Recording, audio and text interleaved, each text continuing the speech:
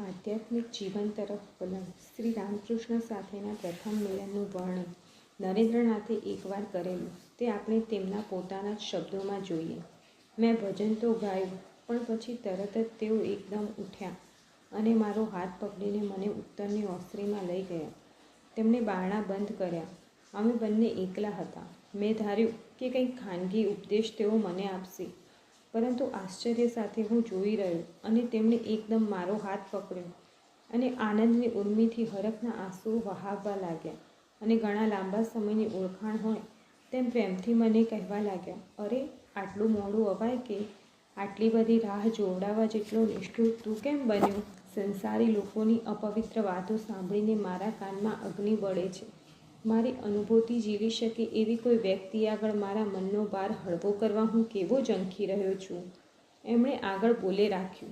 બીજી જ પળે તેઓ મારી સામે હાથ જોડીને ઊભા રહ્યા અને કહેવા લાગ્યા, પ્રભુ, હું જાણું છું કે તમે તે પ્રાચીન નર ઋષિના અવતાર છો અને માનવ જાતિના દુઃખો દૂર કરવા માટે ધરતી ઉપર અવતર્યા છો. આવી તેમની વર્તણૂકથી હું તો ચકિત થઈ ગયો. મને વિચાર આવ્યો, આ તે કેવા માણસને હું મળવા આવ્યો છું? તે તદ્દન પાગલ હોવા જોઈએ. અરે, હું તો વિશ્વનાથ દત્તનો પુત્ર છું અને તેમ છતાં તેઓ મને આ રીતે શા માટે સંબોધતા હશે? પરંતુ શાંત રહીને મેં એમને બોલવા દીધા.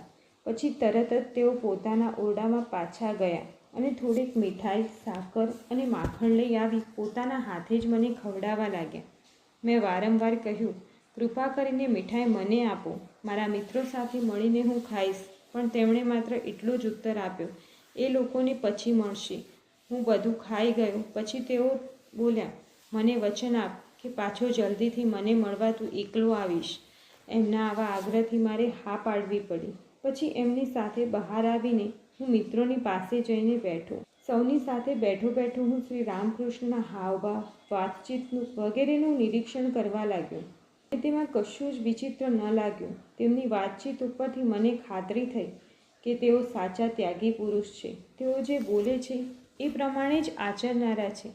મારા મનમાં તેમના વિશે પૂજ્યભાવ વધ્યો.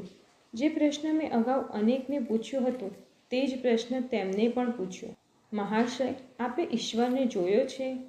તેમણે તદ્દન સરળતાથી જવાબ આપ્યો, હા, જોયો છે. જેવી રીતે હું તને અહીં જોઉં છું તેવી જ રીતે ઈશ્વરને જોઉં છું. ફેર માત્ર એટલો કે તેને વિશે સ્પષ્ટતાથી જોઉં છું. જેવી રીતે તારી સાથે વાત કરું છું તેવી જ રીતે ઈશ્વરની સાથે પણ થઈ શકે, પણ એવી કોને દરકાર છે? સ્ત્રી, પુત્રાદિ, ધન સંપત્તિ માટે લોકો આંસુની નદીઓ વહાવે છે, પરંતુ ઈશ્વરને માટે એમ કોણ કરે? જો કોઈ માણસ ઈશ્વરને માટે સાચા હૃદયથી આંસુ સારે તો એને જરૂર ઈશ્વર દર્શન થાય. આ વાક્યની મારા મન ઉપર સચોટ અસર થઈ. આ પહેલી જ વાર મને એવો પુરુષ જોવા મળ્યો કે જે હિંમતપૂર્વક કહી શકે છે કે મેં ઈશ્વરને જોયો છે. ધર્મ એ અનુભૂતિનો વિષય છે અને તે પણ આપણે આ સંસારને અનુભવીએ છીએ તેના કરતાં અનંત ગણી સચોટતાથી. એમના મુખમાંથી નીકળતી એવી અલૌકિક વાણી સાંભળતા મને પ્રતીતિ થઈ કે આ કોઈ સામાન્ય વાણી નથી, પરંતુ એ અનુભૂતિના ઊંડાણમાંથી આવી રહી છે.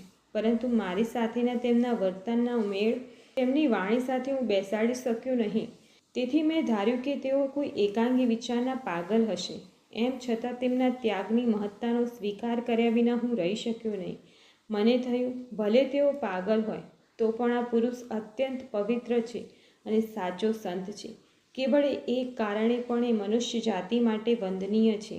આવા વિચારો કરતાં કરતાં મેં એમને પ્રણામ કર્યા અને તેમની રજા લઈને હું ઘેર આવ્યો.